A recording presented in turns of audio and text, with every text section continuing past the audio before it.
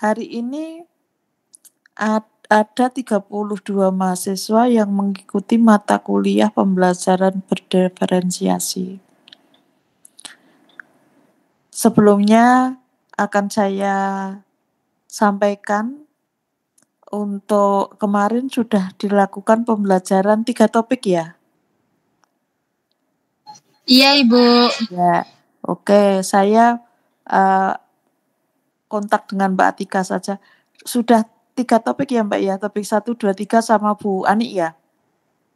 Iya, Ibu. Ya, oke. Untuk saya dapat jatah tiket topik 4 dan 5 ya Mbak ya? Iya, Ibu. Oke.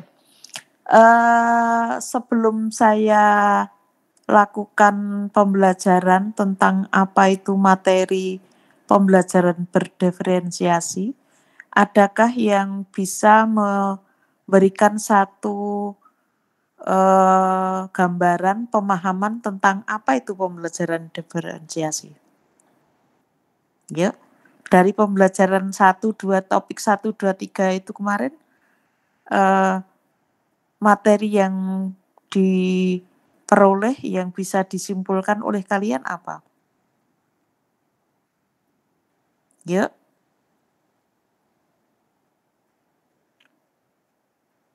Halo? Kemarin modelnya diskusi atau apa? Mbak Atika? Ceramah kemarin, Bu. Oh, jadi Ani. Iya. Bu Ani memberikan apa materi? Memberikan materi terus ya? Iya, Ibu. Iya, tidak ada praktik untuk memahami pembelajaran berdiferensiasi? Belum, Ibu. Belum. Oke, jadi jatah saya ya.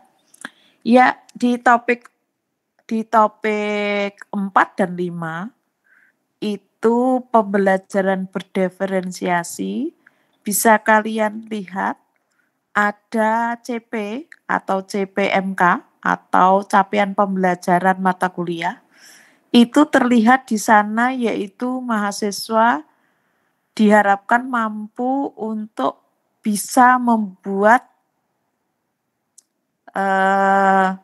CP-nya ya, yaitu membuat rancangan pembelajaran.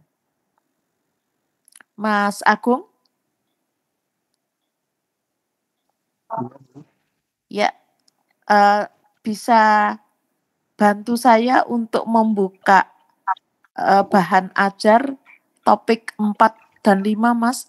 Bisa dilihat di itu saja, daftar isi saja. Maksud saya menggunakan HP untuk share layar. Oh, ya. Yang memakai laptop siapa? Saya, Ibu. Siapa ini? Mbak Nur ya? Nur siapa? Nur Faiza. Ya, Mbak Nur Faiza, tolong Mbak dibacakan Mbak untuk topik 4 dan 5 itu. CP-nya apa Mbak?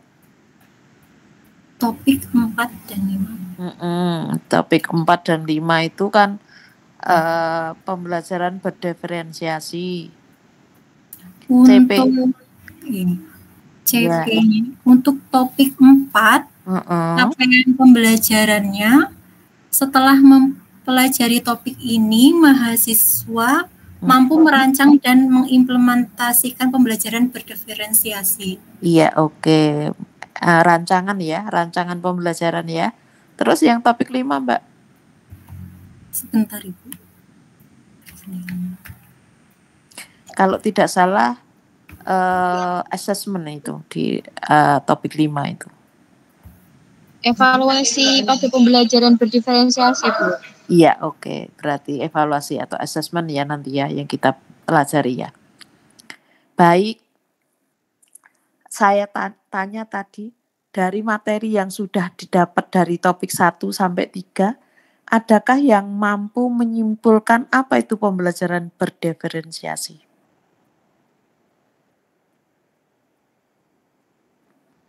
Ya. Halo, ada tidak? Apa itu pembelajaran diferensiasi? Bagaimana ciri dari pembelajaran berdiferensiasi itu? Tahap-tahap yang dilakukan dalam pembelajaran berdiferensiasi? Kalau ciri-ciri pembelajaran berdiferensiasi, saya coba menjawab ya, Bu. Ini siapa ini? Mbak? Alika, Bu. Oh, Mbak Alika, ya. Oh, Mbak Alika, Yang ya. pertama, ada berpusat pada peserta didik, pastinya dengan mempertimbangkan perbedaan individual peserta didik. Terus yang kedua ada memberikan kesempatan bagi peserta didik untuk memilih aktivitas dan produk belajar. Terus juga menggunakan berbagai strategi, metode, dan sumber belajar yang beragam. Setelah itu memberikan penilaian yang beragam dan berfokus pada kemajuan individu oleh peserta didik dan pastinya menciptakan lingkungan belajar yang fleksibel dan suportif. Seperti itu, Bu. Ya, oke. Ya, itu adalah bagian dari ciri dari pembelajaran berdiferensiasi. Yang pertama, ciri yang pertama. Oh, sorry. Pembelajaran berdiferensiasi itu sebenarnya sudah ada pada 2005 ya. Di kurikulum 13 kita itu ada berdiferensiasi, tapi tidak bergema, tidak ada auranya. Menghilang begitu saja. Kemudian ditumbuhkan, dikembangkan lagi di era kurikulum merdeka kita. Di era kurikulum merdeka itu ada berdiferensiasi. Itu pada tahun 2022, akhir 2022 sampai awal 2023 itu berdiferensiasi itu mengalami perubahan. Ya. Kalau diferensi yang masih semester dulu itu ada tahap-tahap diferensiasi, itu ada namanya penilaian diagnostik, ya. Ada yang pernah mendengar penilaian diagnostik? Pernah, Ibu. Ya, apa itu penilaian diagnostik? Penilaian awal untuk kemampuan peserta didik atau kelemahan atau kekuatan. Iya, oke. Ini Mbak Lika ya. Iya, Yang jawab siapa? Iya, Bu, Mbak Alika, Bu. Mbak Alika, oke Mbak Alika. Itu tadi satu ciri. Aku mau ulang anak-anak yang cerdas-cerdas ini akan lancar ya. Jadi salah satu ciri dari pembelajaran berdiferensiasi yang pertama di tahun 2022-2023 yaitu adanya penilaian diagnostik. Itu yang saya sampaikan. Kemudian ada perkembangan lagi perubahan. Ya. Sekarang namanya tidak lagi penilaian diagnostik. Tetapi seperti apa yang disampaikan oleh Mbak Alika, yaitu adanya penilaian apa, Mbak? Apa tadi penilaian? Penilaian awal atau asesmen diagnostik. Tidak lagi asesmen diagnostik. Asesmen diagnostik itu sudah tidak berlaku. Sekarang yang berdiferensiasi yang sekarang itu kalian pernah mendengar enggak adanya penilaian formatif dan sumatif? Halo? Ya, oke. Itu sekarang yang Mas Agustaf ya. Sekarang yang menjadi ciri dari pembelajaran berdiferensiasi yang sekarang. Kalau dulu dalam proses pembelajaran tahap-tahap dari diferensiasi itu yang pertama adalah adanya penilaian diagnostik. Kemudian mengarah pada bakat, minat, bakat dari siswa. Kemudian ada identifikasi dan sebagainya. Gitu? Siapa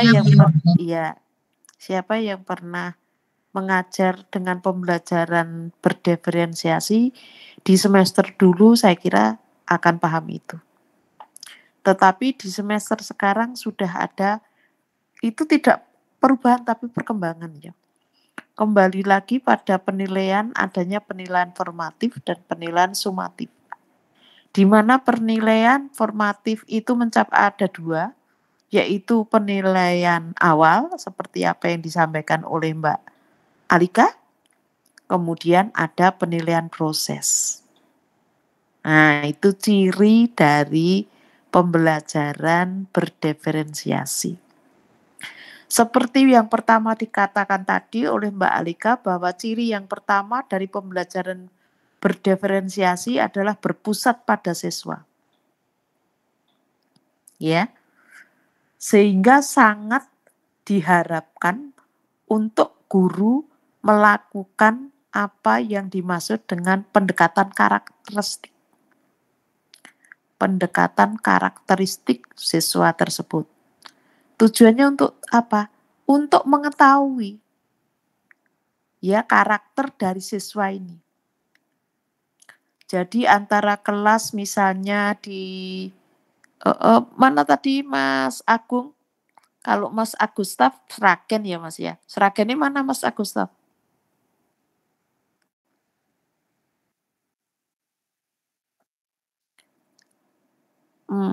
Sragen ini timur Kota Sulayo, maksudnya ngendi ngono lho. Oh lah iya, Krangkal. Itu masuk desa ya Mas ya? Nggih, ora kotanya ya. Jadi, nah betul, jalannya masih jelok. Terus banyak sering siswa datangnya telat gitu ya Mas ya? Nah, ketika Mas Agustaf itu mengajar, tahu karakter dari siswa.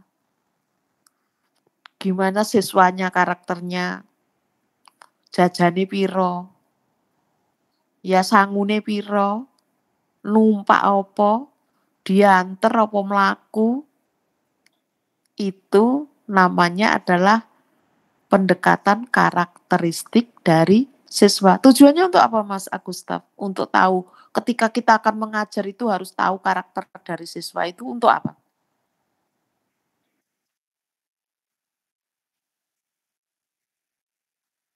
Halo, Pak Guru yang ngendikan ora kena agar supaya yen agar ya agar, yen supaya ya supaya. Dibiasakan berbahasa yang benar. Ya. Tujuan dari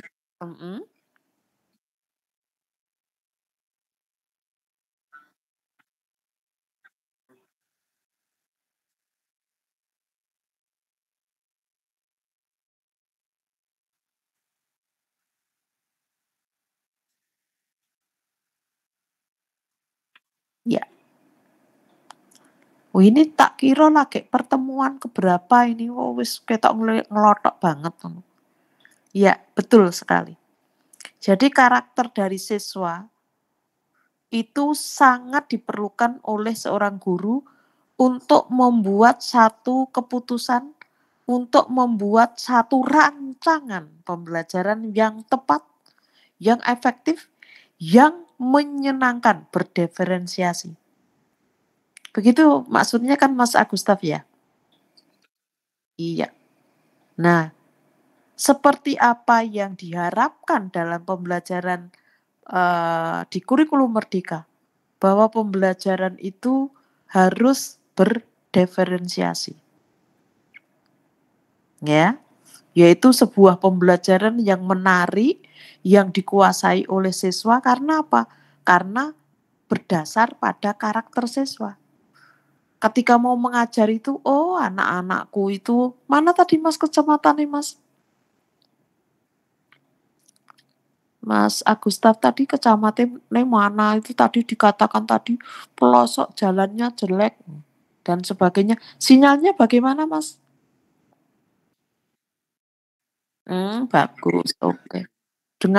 Dengan sinyal yang bagus tadi, dengan rumah yang jauh, dengan jalan yang jelek harus diberi satu apresiasi dengan menggunakan model, metode, media yang menarik. Misalnya dengan diberi pembelajaran dengan menggunakan YouTube, dengan menggunakan PPT yang menarik dan sebagainya, sehingga anak akan menjadi antusias.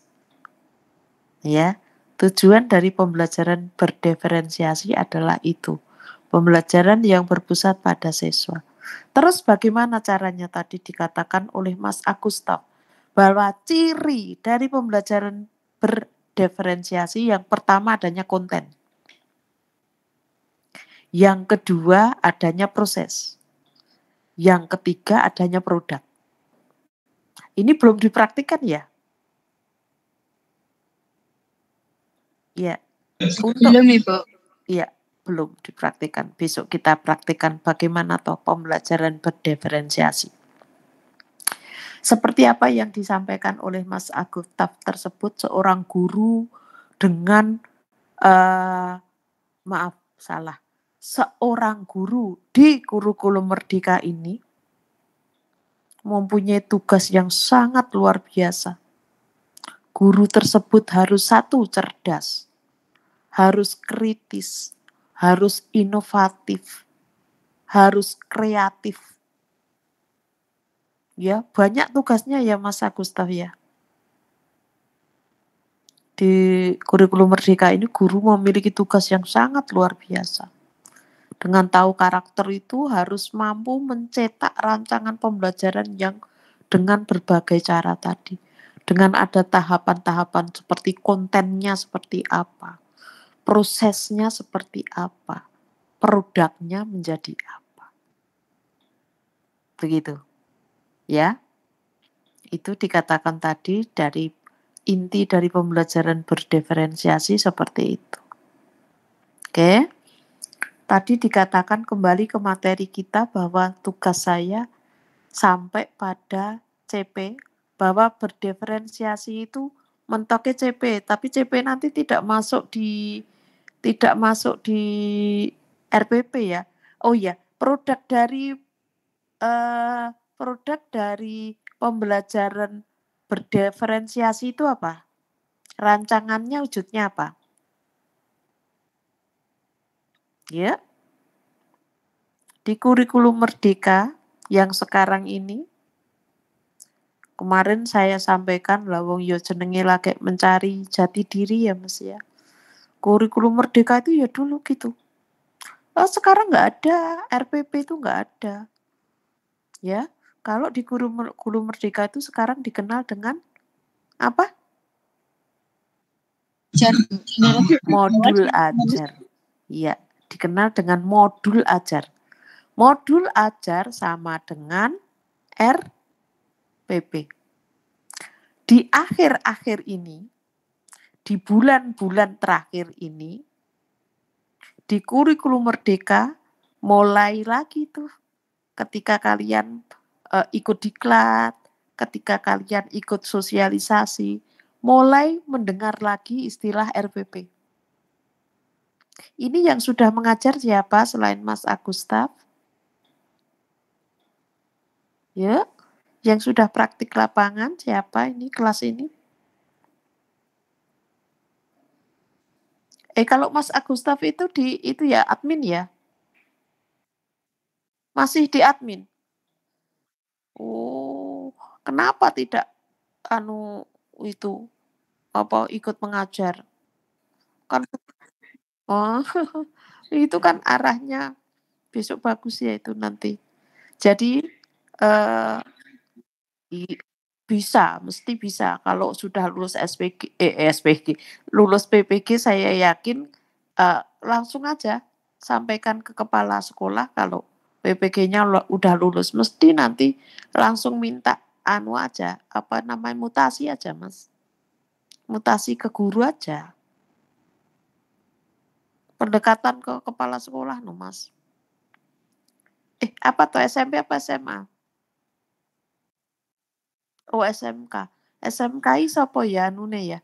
Kalau Bu Yuni Susilo Yuni Susilowati itu kabit apa ya? Kabit SMP apa SMA?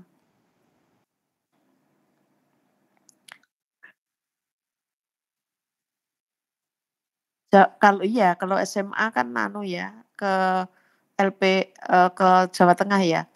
Kalau iya, iya berarti Uswatun Hasanah, iya Dokter Uswatun Hasanah itu ya, yang dari Wonogiri itu ya. Dulu waktu kita kegiatan di LPPKS sempat sering bersinggungan, sering jagungan dan sebagainya. Kalau sekarang sudah jarang, sudah hampir tidak pernah karena beliau sekarang sudah jadi pejabat ya. Oke, OSMK. Nanti itu aja Mas, langsung kalau sudah lulus PPG ngajar mano. Itu potensi yang bagus kok. Harus diberdayakan. Jangan hanya karena tugas TU ora nontek ora ono anune. Mengajar saja apalagi tadi dari menyampaikan berdiferensiasi sudah sangat ngelotok sekali. Bisa bayangke ya Mas ya. Kalau pembelajaran berdiferensiasi itu akan menjadi menarik. Karena di situ penyampaian materi itu dengan konten. Iya tak? Penyampaian materi dengan konten-konten yang menarik. Dari konten itu sendiri nanti masih dipilih itu. Misalnya konten-konten itu bisa tadi dengan YouTube, dengan PPT yang menarik, dengan apa. Ternyata siswa senang yang menggunakan YouTube. Nah itu, jadi guru itu memfasilitasi. Guru tidak hanya sebagai sumber belajar, guru tidak hanya sebagai guru yang berceramah dan sebagainya, tetapi guru di sini adalah fasilitator, mediator, kemudian apalagi pembimbing, ya, motivator, tempat konsultasi, bimbingan dan sebagainya. Motivator, fasilitator, mediator, apalagi ya Mas ya. Begitu banyaknya. Tugas guru sangat banyak ketika dalam pembelajaran berdiferensiasi karena mencakup itu. Tapi rata-rata di lapangan ada kesalahkaprahan. Ketika pembelajaran berdiferensiasi, itu karena sudah berdasar karakter dari siswa ya. Wah, jadi gurunya penak banget kalau mahasiswa sudah nggak apa-apa karena mahasiswa adalah pembelajar mandiri. Tapi kalau nanti masih SMP, masih SMK bahaya. Tanpa adanya mediator, fasilitator, komunikator itu sangat berbahaya. Karena pada saat proses kalau konten tadi lebih mengarah dominan gurunya memberikan sumbernya. Kemudian dalam pembelajaran itu nanti ada proses. Ciri dari pembelajaran berdiferensiasi tadi seperti apa yang sudah dikatakan Mbak Alika dan Mas Agustaf, ciri yang lain adalah yaitu dengan diskusi. Dengan adanya diskusi. Jadi yang namanya pembelajaran berdiferensiasi itu ceramah itu hanya nanti sampai 10%, sampai 15%. Habis itu kelas diserahkan pada siswa untuk melakukan kegiatan pembelajaran sesuai dengan konten yang sudah disampaikan. Itu masuk dalam proses. Pada saat proses pembelajaran, disitulah ciri dari diferensiasi itu nanti tetap ada fasilitator guru, mediator guru, dan sebagainya. Karena dalam proses itu pastilah murid itu akan mengalami kebingungan. Akan mengalami ketidakpahaman. Sehingga di dalam diskusi itu nanti ada ahli. Jadi nanti ada kelompok, misalnya kelas itu ada 6 kelompok. Membahas materi dengan berbagai konten tadi ya Mas yang dikatakan Mas Agustaf. Dengan berbagai konten, misalnya kelompok ini ternyata senang dengan konten ini, terus kelompok ini ternyata lebih jelas materi itu ketika di konten dengan ini. Ada lagi karena kelasnya sudah kelas modern, sudah kelas yang elit, maka dengan menggunakan media-media yang sudah IT yang seperti kita sampaikan dulu, itu dia sangat mudah sekali memahami. Mudah memahami karena apa? Ya karena berdasar pada itu tadi apa yang disampaikan oleh Mbak Lika. Pembelajaran itu sudah terpahami oleh siswa sesuai dengan karakternya. Ya, dalam proses itu ada ahli. Dari 6 kelompok itu ternyata kelompok 3 itu yang paling menonjol.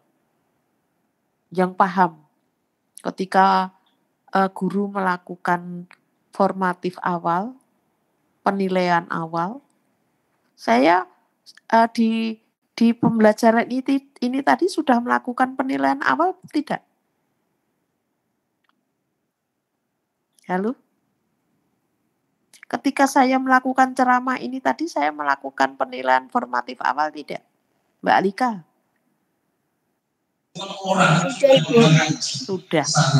Ketika saya bertanya, kemudian dijawab oleh Mbak Alika. Ketika dijawab oleh Mas Agustaf. Ketika dijawab oleh Mas Agung. Ketika dijawab oleh Mbak Nur. Itu adalah bagian saya dalam pembelajaran berdiferensiasi pada tahap formatif awal atau penilaian awal. Tujuannya untuk mengetahui seberapa besar pemahaman kalian tentang pembelajaran berdiferensiasi. Tapi saya menjadi ayem, sudah lumayan. Saya apresiasi sangat luar biasa. Dari 3 mahasiswa itu saya yakin pembelajaran berdiferensiasi sudah terpahami oleh kalian. Seandainya belum terpahami oleh seluruh 32 mahasiswa, saya punya jago. Ada Mbak Alika, ada Mbak Nur, ada Mas Agustaf, ada Mas Agung yang bisa saya jadikan sebagai siapa? Sebagai apa? Sebagai ahli. Ya. Itu ciri dari pembelajaran berdiferensiasi dalam proses. Ya. Jadi di dalam proses itu nanti wujudnya diskusi, wujudnya tanya jawab yang bisa dijelaskan oleh ahli. Ahli menjelaskan kalau siswa temannya itu karena apa? Karena penjelasan teman itu dinilai lebih berterima. Karena apa? Sesuai apa? Sesuai dengan karakter. Sama seusia. Jadi carane ngulangi gampang. Oh, carane ngajari si siapa lagi ini? Nanda. Oh, Nanda itu koncone Alika. Oh, Nanda kae kudu dijlentrehke ngene iki. Kalau ngajari Nanda kudu ngene iki lho. Oh, kalau ngajari Nur itu santai cepet. Apalagi ngajari Agustaf. Oh, kalau Agustaf rasa diajari. Langsung dikeke konten engko jalan dewi. Begitu. Ya. Jadi di dalam pembelajaran berdiferensiasi itu yang lebih banyak berperan, yang bisa membantu adalah ahli. Ahlinya siapa? Ahlinya ya murid-murid atau siswanya yang lebih paham. Dari segi karakternya lebih bisa dimintai bantuan untuk menjelaskan pada temannya. Kalau yang menjelaskan Bu Astuti kurang paham karakter dari mahasiswanya. Karena ditu koncone orang ngerti karaktere piye. emosinan apa rodok lemot apa dan sebagainya. Tapi kalau sing ngajari koncone dhewe yang ngajari iki kudu alon-alon dan sebagainya. Itu proses. Ya, setelah proses tadi diajari oleh ahlinya tadi, hasil akhir dari pembelajaran berdiferensiasi adalah produk. Produknya tidak berupa CP ya Mas ya, tapi produknya adalah berupa hasil TP, tujuan pembelajaran dari modul atau RPP-nya. Ya, dan jadi di dalam pembelajaran berdiferensiasi itu kalian harus mengenal apa yang dimaksud dengan CP. Capaian pembelajaran. Capaian pembelajaran diturunkan menjadi apa? Halo. Capaian pembelajaran menjadi? Ayo. Sip. Ini siapa tadi? Oh, Mas Agustaf meneh. Mas Agustaf meneh. Oke. CP diturunkan menjadi TP. TP itulah nanti yang ada di dalam RPP atau yang ada di dalam modul ajar. Benar tidak Mas Agustaf? Betul. Ya. Jadi CP itu tidak ada ya. CP itu ada di bahan ajar. Ya. CP itu nanti dibuat oleh pemerintah.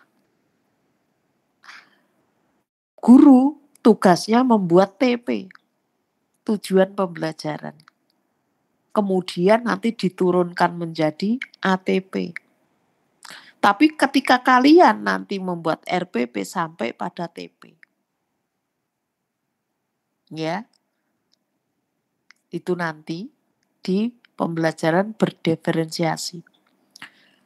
Bisa berupa RPP, bisa berupa modul ajar. Tergantung pada sekolah masing-masing. Kalau Mas Agustaf di sekolah gurunya membuat apa Mas?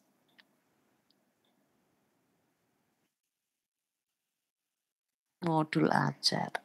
Tapi Mas, ya tapi kenyataannya Mas, lapangane guru ki urung mudeng banget Mas. Jadi wis gawe modul ajar, jek gawe RPP. Iya. Karena apa? Lah kan sama toh Mas itu Mas. Modul ajar iki lak sing diajar gitu. Rancangan ya.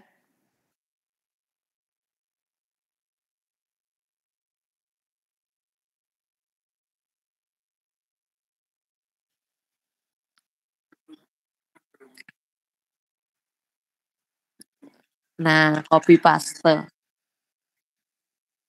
Iya, betul. Copy paste. Itulah yang terjadi. Dan itulah yang sangat sulit sekali dirubah, Mas. Guru-guru kita, tapi ya yang namanya kalau suami saya kan Mas, bagian diklat untuk yang wilayah Sragen ya, SMP, SMA, Pak Samsuri itu sering ya, kemarin baru di Sragen di hotel apa yang itu baru belum ada sebulan itu kemarin. Ya begitu, wes gawe. Jadi saya berkata seperti ini senang dengan Sragen karena tak tahu setidaknya punya gambaran lapangan tentang guru-guru di Sragen Mas. Ya wes gawe modul ajar, cek gawe RPP, tapi copy paste. Iya toh Mas, karena ramudeng. Itulah guru-guru di Indonesia. Yang Sragen itu adalah salah satu atau sebagian kecil dari guru yang ada di Indonesia. Nah itu seharusnya dirombak Mas. Jadi TP, ATP itu harus sesuai dengan apa Mas? Harusnya idealnya.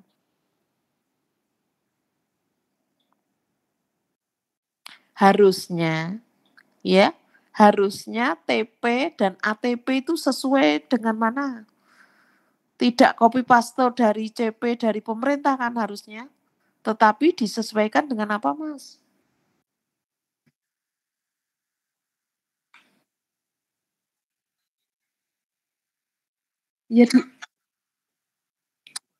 Nah iya disesuaikan dengan kelasnya Thomas, disesuaikan dengan karakternya, disesuaikan dengan fasilitasnya, disesuaikan dengan daerahnya, kan begitu Mas?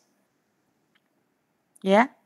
Nah ini idealnya seperti itu, tapi pada kenyataannya kita masih beribik-beribik Mas. Ya harus pelan-pelan. Jadi saya sampaikan seperti itu gitu. Si suami saya bilang, ya memang kudu alon-alon. Kurikulum itu tidak bisa 2 tahun, 3 tahun terus langsung fix bagus, nggak bisa. Harus berapa tahun? Harus berapa 10 tahun atau apa? Seperti kehidupan masyarakat kita itu. Dulu kalau naik kendaraan lalu lintas itu kon nganggo helm wangele ra umum ya ta Mas. Tapi sekarang merasa dikon sadar diri. Tapi perlu proses. Dan itu terjadi di negara yang berkembang seperti Indonesia. Masih diwolak-walik seperti saya katakan tadi, berdiferensiasi. Mbak Alika masih menyebut adanya penilaian diagnostik. Di tempat Mas Agusta masih ada penilaian diagnostik? Kalau sudah, ya asesmen diagnostik. Kalau sudah mendapat sosialisasi dari pemangku kebijakan, akan terbiasa dengan istilah penilaian awal, Mas. Tapi dikenal tidak dengan formatif dan sumatif. Ya, tadi kan ya sudah dilakukan. Ya, makanya tadi saya di CI ya Mas ya. Ya, buku yang ada di dalam bahan ajar kalian itu dicetak tahun berapa? Bahan ajar Mbak Nur, bahan ajar tadi tahun berapa? Kalau nggak salah 2022 ya Mas ya. Itu masih penilaian diagnostik. Tapi 2024 sekarang dengan sumatif dan formatif. Formatif dan sumatif. Formatif itu ada 2. Penilaian awal yang digunakan untuk melihat seberapa besar kemampuan siswa, karakternya, kemudian formatif proses. Melihat ketika tadi saya katakan ketika mengajar, misalnya saja sudah mulai ada diskusi dan sebagainya. Pembelajaran kita sudah berlangsung ini masih ada yang belum paham. Itu adalah formatif proses, Mas. Setelah formatif proses di akhir pembelajaran ada istilahnya tes atau penilaian apa? Sumatif. Penilaian sumatif. Ya. Penilaian sumatif itu adalah penilaian di akhir pembelajaran yang tujuannya untuk mengetahui tingkat keberhasilan dari TP. Ya. Jadi, kalau tadi CP di dalam materi topik 4 itu adalah membuat rancangan pembelajaran berdiferensiasi dan implementasinya dan pelaksanaannya, itu nanti di dalam prosesnya itu kalian harus tahu dulu bagaimana membuat rancangannya. Rancangan pembelajaran berdiferensiasi itu dengan penilaian awal. Guru membuat penilaian awal atau kalian masih mengistilahkan karena buku yang kalian gunakan masih dicetak 2002 masih dengan assessment diagnostik.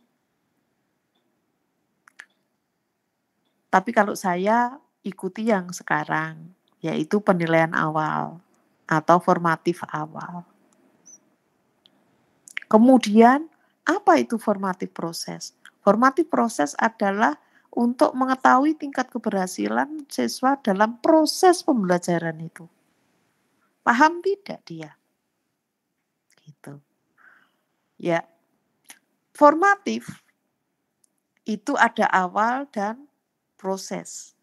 Diakhiri dengan sumatif. Di kurikulum merdeka, sumatif itu bisa dilakukan sekali atau bisa tidak dilakukan. Tetapi bisa dilakukan di pertemuan berikutnya dengan sumatif. Misalnya saja, pertemuan pertama membahas tentang ciri-ciri puisi lama.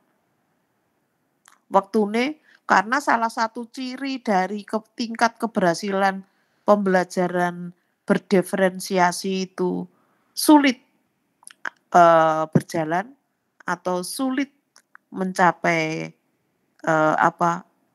kesempurnaan. Karena apa? Siapa yang tahu kelemahan dari proses pembelajaran berdiferensiasi? Kelemahannya yaitu tadi, gurunya gawean akeh banget. Kadang tidak mencukupi. Terus butuh waktu yang lama. Pembelajaran dengan berdiferensiasi itu lama banget karena diskusi dan sebagainya. Kontennya banyak. Karena ada beberapa siswa yang pengen konten ini, pengen konten ini untuk menguasai materinya. Sehingga waktunya sangat lama. Itulah kelemahan dari pembelajaran berdiferensiasi. Butuh waktu lama, modalnya ya oke, gurunya ya kudu kritis, gurunya ya harus kreatif. Gaweane guru oke, kadang tidak mencukupi. Nah, itu kelemahan dari berdiferensiasi. Tetapi di kurikulum kita mau tidak mau harus dilaksanakan karena kurikulum merdeka itu berbasis pembelajaran berdiferensiasi. Ya, sehingga kadang di akhir perkuliahan, di akhir pembelajaran itu kadang tes sumatif itu tidak ada. Baik anak-anak, saya kira cukup dulu karena waktunya tidak tercapai ya, karena waktunya tidak cukup. Kita lanjutkan minggu besok. Minggu besok materinya yang lanjut ke puisi lama ku yo kesuwen. Isoh keteter-teteran, maka guru membuat konten tentang materi yang sekarang, modul ajar yang sekarang, yaitu ciri-ciri puisi baru. Nah, 2 kali pertemuan karena kemarin itu waktunya mepet banget, tidak cukup. Terus sama gurunya direkayasa, materi kontennya dipersempit, terus prosesnya juga waktunya dipersingkat, lebih efektif, sehingga ada waktu untuk tes sumatif. Tes sumatif itu bisa dilakukan yaitu dengan tes sumatif tentang puisi lama dan tentang puisi baru. Ya. Seperti itu apa yang terjadi di proses pembelajaran berdiferensiasi. Ya. Ini tadi topik 4 terlampaui, yaitu adanya bagaimana besok kalian membuat rancangan pembelajaran, bisa berupa RPP, bisa berupa modul ajar, kemudian dilanjut dengan topik 5, yaitu dengan assessment, atau dikenal dengan istilah karena bukunya itu masih assessment, diagnostik, ya sudahlah. Kita ikuti dulu saja karena kan tujuan akhirnya kan kalian UAS ya. Kalau tujuannya sosialisasi kurikulum merdeka di kabupaten gitu ya, kalian harus wajib mengikuti sumatif itu seperti apa. Tapi karena TP-nya itu lebih mengarah pada modul ajar yang nanti akhirnya kalian mengerjakan UAS. UAS-nya kan dari modul toh ya, dari bahan ajar toh ya, dari paket 4 dan 5. Kita ikuti paket itu saja. Oke, materi pembelajaran berdiferensiasi selesai. Ada pertanyaan?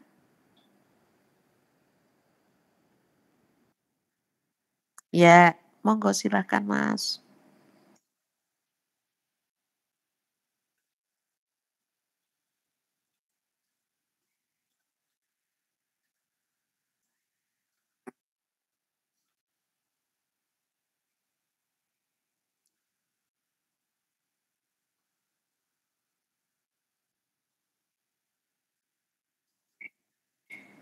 Diagnostik.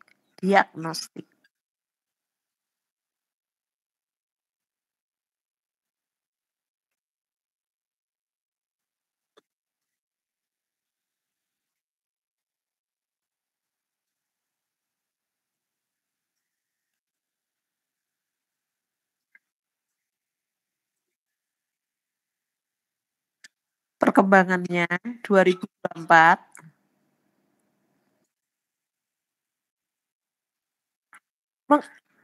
Iya, mengikuti bahan ajar dulu saja yang masih diagnostik. Tapi sebenarnya sama Mas, cuma istilahnya. Ya, masih menggunakan asesmen diagnostik. Asesmen diagnostik itu ada diagnostik awal. Ya. Kemudian ada proses. Sama, yang membedakan hanya istilahnya saja, hanya lebih di kembali ke tahun 2025 adanya tes formatif dan sumatif lagi, Mas. Jadi yang diikuti yang bahan ajar dulu saja. Karena tujuan kalian kan nanti mengerjakan UTS dan UAS toh. Iya toh? UTS UAS kan mengikuti paket toh, Mas. Itu dulu saja. Jadi masih mengikuti bahan ajar saja, Mas. Masih mengikuti topik 4 dan 5 kalau di situ dikatakan ada penilaian asesmen diagnostik, ya sudah. Kita gunakan itu, Mas. Tuh, Mas. Agustaf, paham ya? Tujuan kita, TP pembelajaran kita tentang pembelajaran itu adalah mahasiswa mampu mengerjakan paket, mampu mengerjakan LMS, Thomas. Nah, apa? Itu TP-nya, ATP-nya kan seperti itu nanti. Kalau kita belajar tentang kurikulum, itu kalau tahu CP-nya, terus TP-nya di mana, ATP-nya di mana, saya kira nggak akan bingung. Begitu ya, Mas, ilmu tambahan dari saya. Jadi itu nanti ATP-nya kan mahasiswa mampu mengerjakan LMS dari paket 4 dan 5, toh, Mas? Nggih toh? Halo? Wah, Mas Agustaf heng. Ayo Mbak Alika. Mbak Ali. Ya. Ya. Jadi tadi pertanyaan dari Mas Agustaf, karena ini Mas Agustaf terpental ya, terputus, bisa nanti minta tolong Mbak Nur, Mbak Nanda, Mas Agung, Mbak Alika untuk menyampaikan itu. Ikuti bahan ajar dulu saja. Begitu ya? Iya, Ibu. Tapi nanti kalau kalian sudah sampai, saya hanya jagani ketika kalian nanti di lapangan, di sekolah. Nanti kan kalian PPL ya. PPL sudah belum? Belum, Bu. Nah, itu nanti kalau ketika di lapangan itu kalian terbingungkan seperti itu, ikuti sekolah itu saja. Di sekolah itu masih menggunakan asesmen diagnostik atau sudah menggunakan formatif awal dan formatif proses. Begitu nggih? Karena guru-guru yang sekolah-sekolah yang tertentu itu sudah mulai sosialisasi adanya itu. Seperti disampaikan tadi oleh Mas Agustaf bahwa di sekolah Mas Agustaf juga sudah semester ini sudah mengarah kepada adanya penilaian sumatif. Begitu nggih? Jadi nanti jagani ketika kalian PBL ikuti apa yang ada di dalam sekolah tersebut. Begitu. Siap Ibu. Iya, oke. Karena kan kalian mengajar di situ. Kalau di situ dikenal dengan istilah modul ajar, ya ora apa-apa. Dalam hati saja. Oh, jangan RPP, Mbak. Kalau di sini buat modul ada, sudah diiyakan saja. Ya, tidak usah dibantah. Tidak usah cari masalah karena RPP itu ya modul ajar. Mau yen RPP itu komponen RPP itu apa? Komponen RPP itu adalah adanya CP atau TP yang diturunkan dari TP, terus langkah-langkah, terus assessment. Kalau modul ajar itu dilengkapi ya ada TP, ada langkah-langkah, ada media, ada materinya atau kontennya, ada glosariumnya. Nah itu. Kalau di sekolah itu ada modul ajar itu memang lebih lengkap. Ya, lebih lengkap dari RPP. Kalau RPP itu komponennya minimal ono TP-nya, ono langkah-langkahnya, ono assessment-nya sudah. Begitu. Nggih? Gitu, ini Mas Agustaf masih terpental. Yuk ada lagi pertanyaan? Izin Ibu. Iya, Mbak siapa ini? Septi Ibu. Mbak Septian ya? Ji, Septian. Ya, Mbak Septian. Ji, izin bertanya Bu. Berhubung ini masuk ke topik 4 terkait rancangan dan implementasi pembelajaran berdiferensiasi. Tadi kan juga disampaikan ada strateginya, ada 3 itu proses, produk, dan konten. Nah mungkin dalam apa Mbak tadi yang pertama? Yang konten. Ya, konten, produk, konten, proses, dan jangan dibalik-balik dong. Ji. Ya. Konten itu materinya. Ya, kalau saya ini ceramah ini konten, Mbak. Ya. Ya, Ibu. Ji. Terus ada prosesnya. Prosesnya itu ketika kalian sudah mulai menggunakan materi itu untuk diskusi. Terus produknya nanti wujudnya nanti. Gitu ya Mbak Septian? Ji, Terus Bu, pertanyaannya gimana? Pertanyaannya Bu, untuk rancangan dan implementasi mungkin di sekolah nantinya apakah boleh dari ketiga ini hanya diterapkan 1 atau memang harus 3 ini diterapkan semua Bu? Mungkin... Ya harus diterapkan semua dong Mbak. Itu kan langkah-langkah dari RPP itu kan ada pengantarnya, pendahuluannya, terus ada intinya, terus ada nanti assessment-nya, kan begitu. Cuma halo, cuma di situ di CP di bahan ajar kalian itu dalam kurung RPP ya? CP. Bagaimana Ibu? Maaf. Di bahan ajar kalian CP MK-nya itu rancangan pembelajaran berdiferensiasi dan implementasinya toh. Terus dalam kurung RPP toh. Iya, Ibu. Ya. Jadi besok Mbak produknya adalah RPP. Gitu ya Mbak Septian. Ini Mas Agustaf ini wis muncul ya. Mau wis tak jelaske ya ora jelas tekok koncone ndak baleni. Iya, Mbak Irsa mana Mbak Irsa? Ya, boleh Mbak Alika, boleh Mbak Septi, boleh Mas Agung, Mbak Nur, Mbak Nanda, Mas siapa lagi? Raketo. Ya, itu Mbak Septian. Ji, siap. Terima kasih, Bu. Ya, jadi kita ikuti alur yang ada di bahan ajar aja, Mbak. TP-nya mau kemana? Karena kan nanti tugas akhir kalian kan membuat RPP itu. Kemudian di topik 5 adalah membuat assessment-nya. Begitu nggih? Nggih, Ibu. Ya, oke. Ada pertanyaan lagi?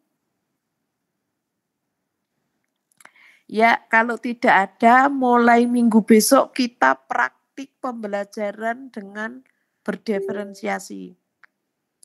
Ada kontennya, materi konten, bukan konten ya. Ada materi konten topik 4 dan topik 5. 32 siswa. Bisa dibagi menjadi 6 kelompok. Di mana nanti masing-masing kelompok dibagi menjadi 3, masing-masing dibagi menjadi 3. Topik 4 ada 3 kelompok, topik 5 ada 3 kelompok. Kelompok itu nanti tugasnya adalah membuat konten tentang materi dari bahan topik 4 itu. Topik 4 itu materinya apa? Nanti dibagi menjadi 3 kelompok. Sesuai dengan karakter itu. Saya berharap bahwa materi itu saya berikan dengan tujuan memberi contoh bahwa bahwa topik itu adalah materi yang disenangi oleh kalian. Ya. Ya, sehingga kalian akan mudah untuk membuat materi dari konten dari tugas kalian. Topik 4 ada berapa materi? Misalnya ada 5 materi, bisa dibagilah nanti sama teman-teman. Dibagi menjadi 3 kelompok. Kelompok yang pertama nanti tugasnya tentang materi apa. Kelompok yang kedua tentang materi apa. Kelompok yang ketiga tentang materi apa. Kemudian topik 5 dibagi menjadi 3 juga. Kelompok 4, kelompok 5, dan kelompok 6. 6 pertemuan. Saya bagi menjadi 6 tim ahli. Masing-masing topik tadi ada 3 materi, di mana kelompok yang bertugas membuat konten dari materi tersebut, itu saya ibaratkan ahlinya, yang nanti bertugas menjelaskan kepada 5 kelompok yang lain. Ya. Nanti itu proses. Ya. Ketika kalian membuat konten, mempresentasikan, itulah konten, Mbak Septi. Ya, itulah tahap dalam konten. Ketika teman-teman kelompok 5 memahami, berdiskusi tentang materi yang disampaikan oleh ahli, tim ahli, itulah proses. Ya. Itulah proses. Ketika di akhir perkuliahan, ketika nanti misalnya di situ ada CP, ada TP, pertama itu di dalam perancangan pembelajaran berdiferensiasi itu adanya assessment formatif atau assessment awal, penilaian awal. Bagaimana? Ketika 5 kelompok tersebut diberi tugas oleh ahli untuk membuat penilaian awal, itulah produk yang dihasilkan. Begitu Mbak Septi. Jadi 3 komponen itu harus ada di dalam pembelajaran, Mbak.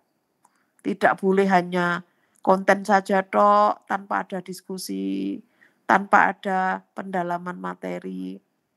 Enggak bisa. Tanpa ada evaluasi, enggak bisa. Begitu ya Mbak Septi? Itu nanti terima kasih. Akan nanti praktik pembelajaran berdiferensiasi akan lebih jelas ketika kita sudah mulai masuk ke lapangan ya. Jadi ini pertemuan berikutnya hari apa? Nanti bisa diskusi dengan Mbak Mila, Mbak Mala atau Mbak Mila? Ji, Mbak Mala Ibu. Mbak Mala pertemuan ya. Berikut. Ya, pertemuan berikutnya itu nanti tugas tim ahli dari topik 4 bagian 1. Terus hari Senin lagi topik, kalau Senin itu nggak ada kelas ya, nanti bisa mencari kelas yang lain ya, tidak harus karena harus luring ya ini ya. Iya Bu. Hari Rabu nanti Bu. Ya, Rabu. Nanti Rabu itu tim ahli dari paket 4 kelompok 1. Terus hari apa lagi? Ahli dari kelompok 4, paket 4 kelompok 2. Nah, itu nanti akan kita alurnya, tahapannya kita gunakan atau kita pakai pembelajaran berdiferensiasi. Ya. Jadi tugas ahli nanti menjelaskan dan memberikan evaluasi. Ya, oke. Itu tugas untuk berikutnya. Ada pertanyaan? Ya, kalau tidak saya kira cukup untuk pembelajaran berdiferensiasi hari ini.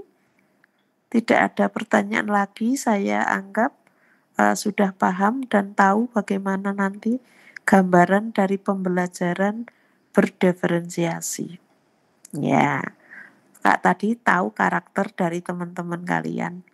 Jadi bagaimana cara mengajar seorang guru disesuaikan dengan karakter dari siswanya. Yang siswanya ini mahasiswa kritis-kritis dan sebagainya, medianya yang harus bagus, medianya yang harus IT-nya yang bagus dan sebagainya. Disesuaikan dengan karakter dari teman-teman. Begitu? Oke. Sekali lagi, ada pertanyaan? Tidak ada. Nanti untuk manajemen pembelajarannya saya serahkan pada Mas Agustaf untuk memanage membagi kelas menjadi 6 kelompok. Materinya nanti disesuaikan, dicoba diskusi dengan cara itu tadi. Dari paket 4 itu ada 3 materi, mana yang aku pilih ini. Dengan kata aku pilih ini itu sudah menunjukkan satu karakteristik pemahaman Mas. Ya. Jadi di pembelajaran berdiferensiasi itu tidak ada unsur pemaksaan. Kamu ini saja tidak ada. Tapi harus disesuaikan dengan kemampuan dari siswanya. Begitu ya Mas ya. Saya serahkan pada Mas Agustaf, bisa dibantu dengan Mbak Mala nanti ya.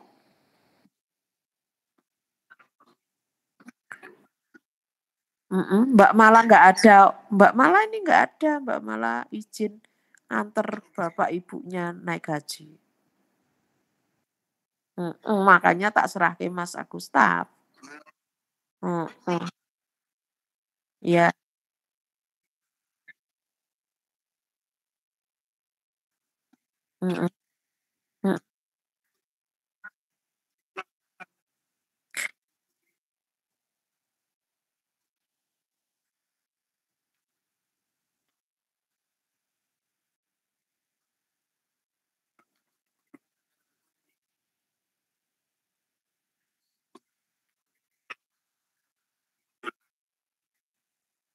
Modul ajar atau bahan ajar, ayo. Harus dibedakan antara bahan ajar dan modul ajar. Modul ajar itu hanya tampil 1 RPP. Tapi kalau bahan ajar, itu ya bukumu itu Mas. Dari paket 1 sampai paket 5. Ya, Kalau saya lebih ekstrim, Mas, kalau saya murni memberikan satu pembelajaran secara berdiferensiasi, itu tak pasrah ke kalian. Ya. Tetapi di sini saya nanti tetap berpatok pada LMS, Mas. Materinya yang nanti dikerjakan di LMS saja, Mas.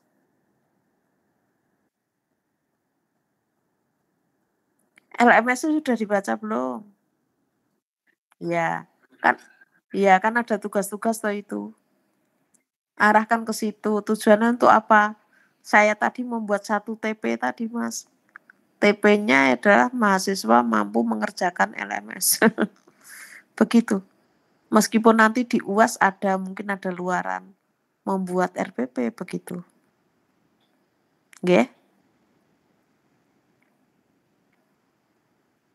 Atau saya tanya, di paket 1, 2, dan 3 kemarin yang dikerjakan apa, Mas?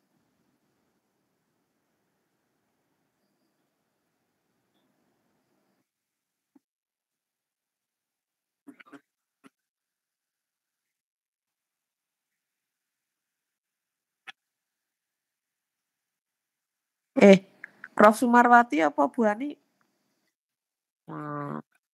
Ya.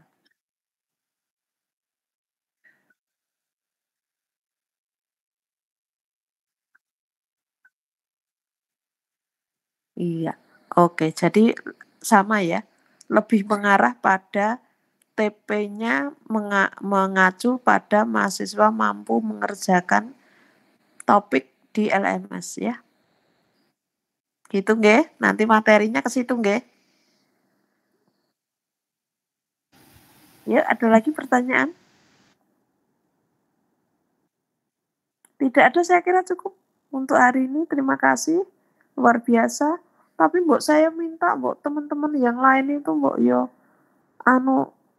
cari berdiferensiasi itu aktif loh. Harus. Nah ini mana Mbak Irsa Raono? Tidak berbunyi sama sekali. Sesuk harus berbunyi. Ya. Ya, oke, nanti tanya untuk Rebo cari kelas untuk luring ya. Ya kita bolehlah daring tapi jangan setiap hari daring ya. Ya. Oke, saya kira cukup untuk kali ini. Terima kasih untuk perkuliahannya dengan daring ini. Kita lanjutkan di pertemuan berikutnya untuk luring. Semoga saja dapat kelas dan sebagainya. Ya, saya ikut saja karena di semester ini saya sudah off, tinggal PPG saja yang proyek kepemimpinan. Jadi tinggal bimbing-bimbing saja. Banyak longgarnya. Begitu nggih? Terima kasih. Assalamualaikum warahmatullahi wabarakatuh. Ya, Waalaikumsalam warahmatullahi wabarakatuh. ya, saya izin live ya. Terima kasih Bu.